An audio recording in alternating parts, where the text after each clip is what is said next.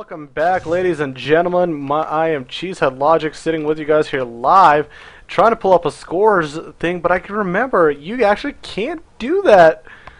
You actually can't do that in a 2v2 matchup. As you guys can see the little tab, we can see the 2v2 matchup. So over here, guys, representing, it looks like UC Berkeley, down at the 9 o'clock position, we have the blue Protoss Neku. His partner in crime over here at the 6 o'clock position is going to be another Protoss player, Teal, and it is going to be Baby Rice. Now, for those that are watching right now and notice it's PvP, one of the players had to be random, so that's one of the qualifications in the CSL for the 2v2 matchup is you actually can't be the same race. Both players can't be the same race, so one of the players was random and just happened to spawn Protoss as well. So it's going to be interesting to decide what they're going to decide to do, because with Protoss, very vulnerable to early aggression, but in combination can be just absolutely vicious together in the very late game. Now on the other side, representing the UC Davis Aggies, we have UC Davis Aggies.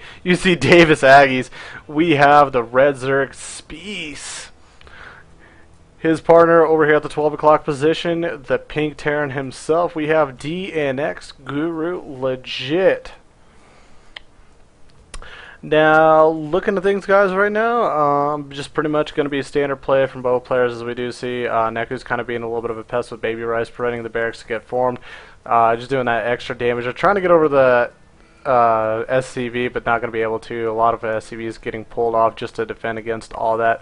Has to be careful, try to not lose his probes, and eventually in fact does. There are no proxy pollens down on the base, so just looks like it's going to be a little bit more of a normal type of 2v2 matchup, as normal as you guys can get.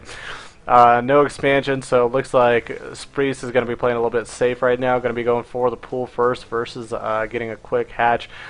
Same goes for the Terran player, going to be going gas first with barracks before he goes one racks expand or anything of that nature. Now, for those who don't know, for UC Davis, Spreece himself, he is 10-1 overall in the season. Again, guys, a 17-0 team. This is huge, even in the 2v2 market. 10-1 overall in the whole entire year for Spreece himself in the 2v2s. 2-0 in playoffs, and I think he actually even had one 1v1 matchup where he went 1-0 on the season. So a lot of good stats, a lot of wins for the Red Zerg player here. His partner doing even one-upping him. Like, I can't even, like, it's hard for me to say that. He's actually one-upping him. Went 14-1 in the season and twos, had no one-on-one matchups, and lost, I think it was, didn't lose anything in the playoffs. Both of them are 2-0 in the playoffs playing together. And it's kind of funny because, I mean, they only lost one match in the 2v2s to one school, and it was Hawaii, which is kind of funny because they weren't exactly the best school throughout the season. But again, that's the part of the 2v2 that makes it so such a huge, intriguing matchup.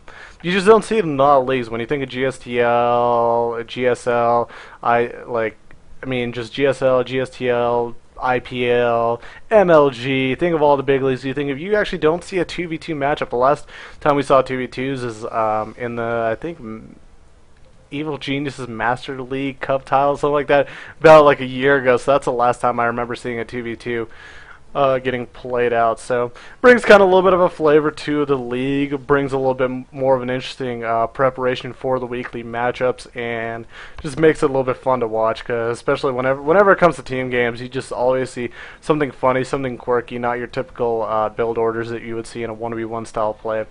Now back over here over on the UC Berkeley side of things, looking like both of the Protoss are going to be going for some sort of gateway pressure. Neither of them are expanding, doing a good job just walling off just in case Lings were able to run by. But looks like both players are going to go for some sort of 2 to 3 gate pressure.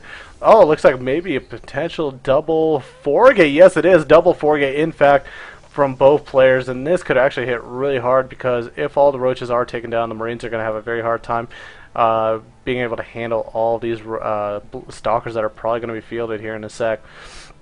So here we go, going across the map as we see Baby Rice going to be the first one to find out. Uh-oh! There's some roaches and lings waiting for us at the top of the ramp. Loses a stalker for free. But here we go, the stalkers are moving up. There we go, finally letting the Zelt get some of the damage up at front. And look at that, this is exactly what I was talking about. The stalkers, I want to keep saying blink stalkers. The stalkers are just doing so much damage, killing a lot of units. But again, really nice timing by the UC Davis Aggies right now. This combination of first showing roaches, which is going to force probably some more stalkers, and then in fact eventually bring in a bunch of Spielings, which have a lot easier time hitting those stalkers with a little bit of faster movement compared to the Marines and the Marauders. So both right now hitting really good timings by UC Davis. Absolutely looking to potentially kill this game right now. If these pylons do go down, in fact, for Baby Rice, he will probably the 2v2 matchup for UC Berkeley. I keep confusing them. I'm just like the UC Davis, UC Berkeley. I have to watch out who I name. Has a big potential to lose right here. And pretty much as they're kind of killing off everything. Over on the other side, not a lot of games by either player on the 2v2 side for UC Berkeley. 3-3 for, 3-3 for Neku and 6-1 for Baby Rise. Both 2-0 in the playoffs, so which is nice.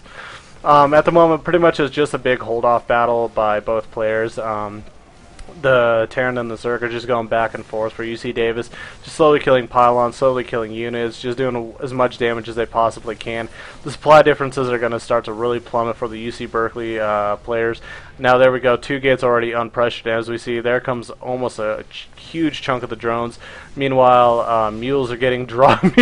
Manor mules are getting dropped. We got Marauders now, Speedlings. And on the backside, we already have an expansion for the gold base right now, and more just units are getting routed across the map. This is definitely looking like a GG right now, almost a near impossible situation for the UC Berkeley Golden Bears to hold off. And there's the GG from Baby Rise, GG from Niku, and we are going to be going to game number 4.